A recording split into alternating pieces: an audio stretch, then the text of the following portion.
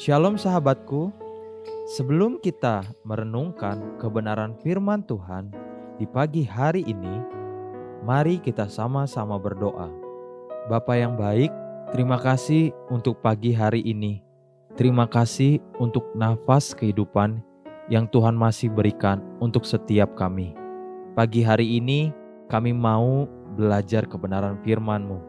Biar kebenaran firman-Mu yang terus menuntun langkah kami sepanjang hari ini. Amin.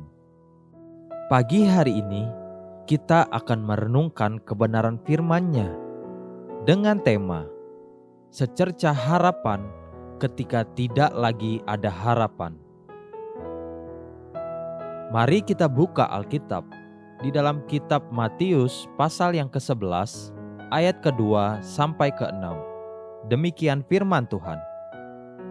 Di dalam penjara, Yohanes mendengar tentang pekerjaan Kristus, lalu menyuruh murid-muridnya bertanya kepadanya, "Engkaukah yang akan datang itu?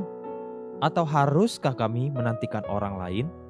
Yesus menjawab mereka, "Pergilah dan katakanlah kepada Yohanes, apa yang kamu dengar dan kamu lihat.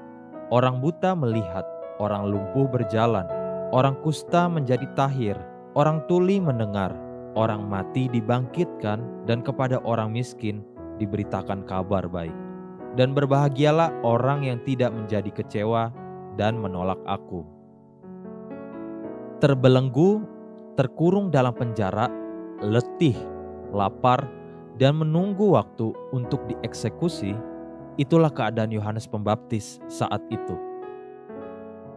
Yohanes Pembaptis lahir ke bumi dengan tujuan dan maksud yang khusus. 700 tahun sebelum dia lahir, nubuatan tentang kelahirannya sudah dinubuatkan oleh Yesaya. Dia mengemban tugas khusus, yaitu untuk mempersiapkan jalan bagi Tuhan. Tidak lama setelah Yesus dibaptis oleh Yohanes Pembaptis, lalu Yohanes Pembaptis menunjuk dan menyatakan kepada dunia tentang Yesus. Yohanes pasal pertama ayat ke-29 sampai ke-31 berkata demikian. Pada keesokan harinya, Yohanes melihat Yesus datang kepadanya, dan ia berkata, "Lihatlah anak domba Allah yang menghapus dosa dunia. Dialah yang kumaksud ketika kukatakan, kemudian daripadaku akan datang seorang yang telah mendahului aku, sebab dia telah ada sebelum aku. Dan aku sendiri pun mula-mula tidak mengenal dia. Tetapi untuk itulah aku datang dan membaptis dengan air, supaya ia dinyatakan kepada Israel." Tidak lama setelah itu, Yohanes ditangkap dan dipenjarakan. Sepertinya memang dia hadir sekedar hanya untuk mempersiapkan jalan pelayanan bagi Kristus. Lalu sekarang Yohanes tersungkur di dalam penjara, bingung, lelah, patah semangat, dan bahkan nyaris hilang harapan. Lalu Yohanes mengirim salah seorang muridnya dari dalam penjara. Di dalam penjara, Yohanes mendengar tentang pekerjaan Kristus, lalu menyuruh murid-muridnya bertanya kepadanya, "Engkaukah yang akan datang itu? Atau haruskah kami menantikan orang lain?" Dapatkah saudara menyelami keadaan hati Yohanes Pembaptis saat itu? Seorang yang telah terbelenggu, bahkan sekarang dia sendiri mulai bertanya-tanya, mungkinkah saya salah berjalan? Mungkinkah saya mengerjakan dan mengharapkan pribadi yang keliru?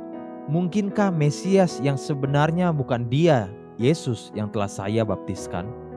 Semua pertanyaan-pertanyaan itu muncul di pikiran Yohanes Pembaptis ketika dia terkurung dan tidak berdaya. Namun, yang justru paling mengherankan saya adalah jawaban Tuhan Yesus atas kebingungan dan pertanyaan Yohanes Pembaptis. Demikian, Matius pasal 11 ayat ke-4 sampai ke-6. Demikian firman Tuhan. Yesus menjawab mereka, "Pergilah dan katakanlah kepada Yohanes, apa yang kamu dengar dan kamu lihat. Orang buta melihat, orang lumpuh berjalan, orang kusta menjadi tahir, orang tuli mendengar, orang mati dibangkitkan, dan kepada orang miskin diberitakan kabar baik.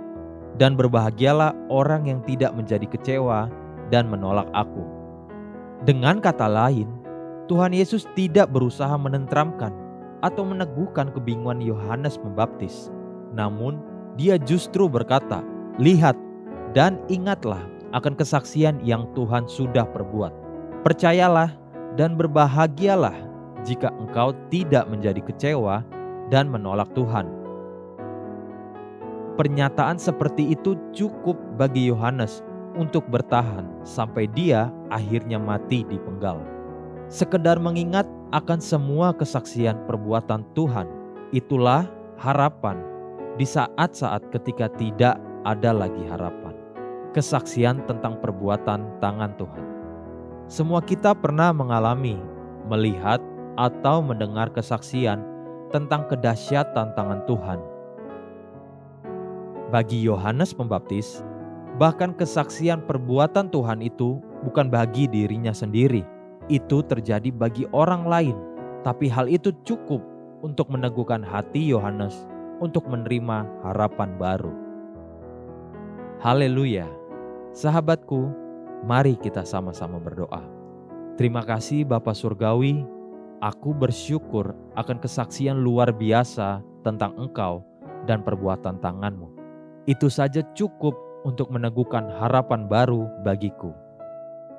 Amin. Jesus loves you and so do I.